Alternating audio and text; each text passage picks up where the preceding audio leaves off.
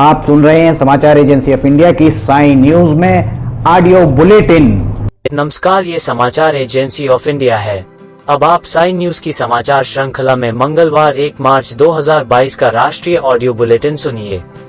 Ukraine में चल रहे युद्ध और रूसी हमले के बीच जान बचाने के लिए हर कोई परेशान है। भारत सरकार ने वहां से अपने देश के छात्र छात्राओं को सुरक्षित निकालने के लिए कई तरह का प्रबंध किया है। इस बीच केंद्रीय मंत्री गिरिराज सिंह ने बताया कि यूक्रेन में फंसे पाकिस्तान के बच्चे भी अपनी जान बचाने के लिए भारत का झंडा लेकर घूम रहे हैं। उनका कहना है कि पाकिस्तान ने उन्हें मरने के लिए छोड़ दिया है, यानी उन्हें भी भारत पर ही भरोसा है।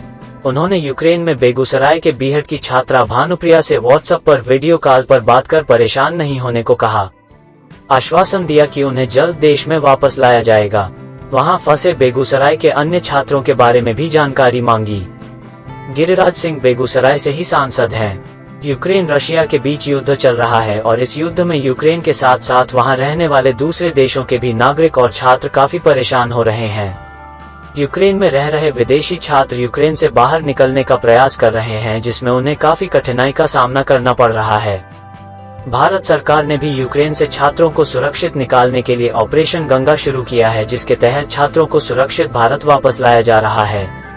यूक्रेन रशिया युद्ध पर बोलते हुए केंद्रीय मंत्री प्रहलाद जोशी ने एक विवादित बयान दे दिया।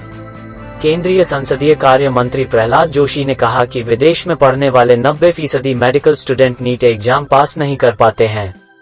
हालांकि बाद में उन्होंने कहा कि अभी इस मुद्दे पर बहस करने का सही वक्त नहीं है। कोरोना के कम होते मामलों के कारण रेलवे ने यात्रियों को बड़ी राहत दी है। भारतीय रेलवे अब ट्रेनों में फिर से अनारक्षित कोच अर्थात गैर आरक्षित कोच शुरू करने का फैसला किया है, यानी कि अब बिना रिजर्वेशन टिकट के भी आप जनरल टिकट लेकर सफर कर सकेंगे। गौरतलब है कि अब तक कोविड के कारण सामान्य डब्बों यानी जनरल कोच के लिए भी रिजर्वेशन कराना होता था।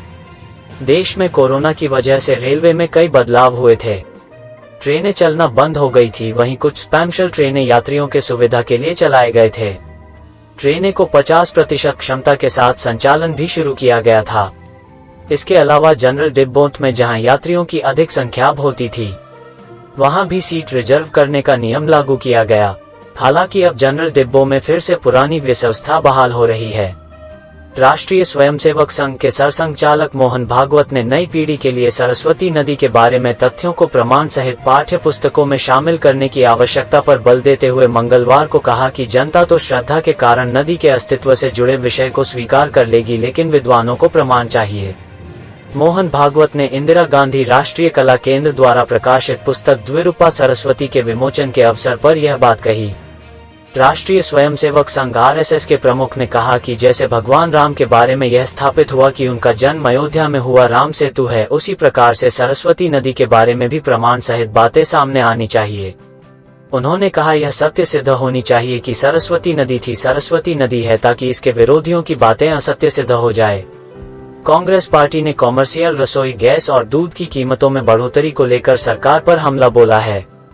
कांग्रेस ने कहा कि अगर विधानसभा चुनाव के बाद ईंधन की कीमतों में बढ़ोतरी की जाती है तो वह सड़कों पर उतर जाएगी।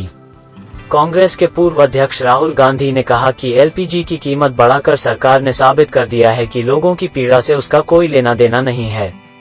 इसके साथ साथ उन्होंने यह संकेत दिया कि सरकार पेट्रोल और डीजल की कीमतों में बढ़ोतरी कर सकती है। राहुल गांधी ने एक ट्वीट में कहा कि मोदी सरकार ने एक बार फिर LPG की कीमत बढ़ाकर यह स्पष्ट कर दिया है कि उसका आम लोगों की पीड़ा से कोई लेना देना नहीं है। आज LPG, कल पेट्रोल डीजल। इसके साथ राहुल गांधी ने किसके अच्छे दिन का हैशटैग भी लगाया था। यूक्रेन में रूसी हमले में एक भारतीय छात्र की मौत हो गई है।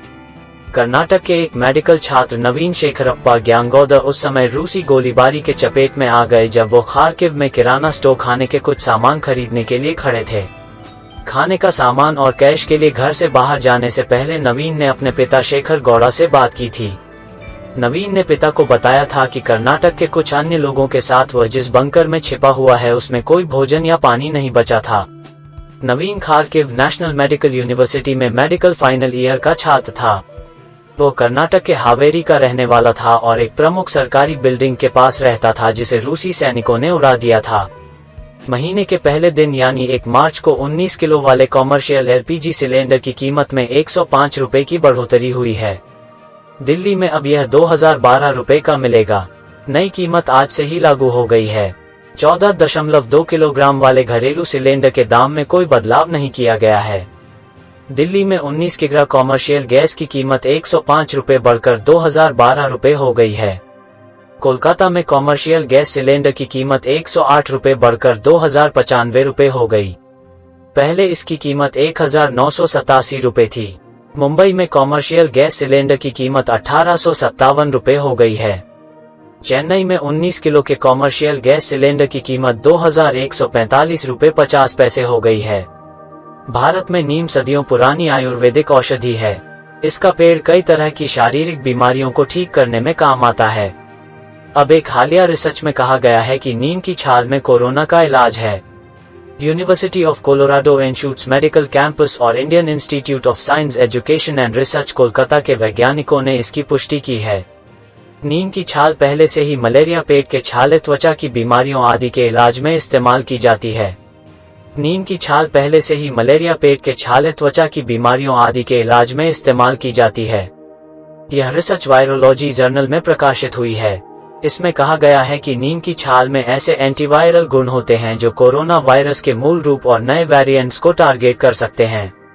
बता दें कि नीम की छाल पहले से ही मलेरिया, पेट के छाले, त्वचा की बीमारियों आदि के इलाज में इस्तेमाल की जाती है।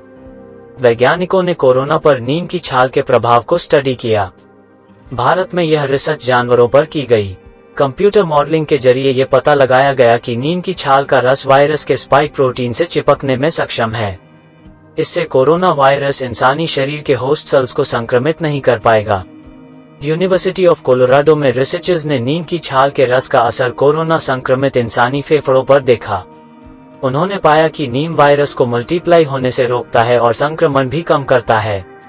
आप सुन रहे थे समाचार एजेंसी ऑफ इंडिया की साई न्यूज में मंगलवार 1 मार्च 2022 का राष्ट्रीय ऑडियो बुलेटिन। बुधवार 2 मार्च 2022 को एक बार फिर हम ऑडियो बुलेटिन लेकर हाजिर होंगे। यदि आपको ये ऑडियो बुलेटिन पसंद आ रहे हों तो आप इन्हें लाइक, शेयर और सब्सक्राइब जरूर करें। अभी आपसे अनुमति लेते हैं। जय हिंद।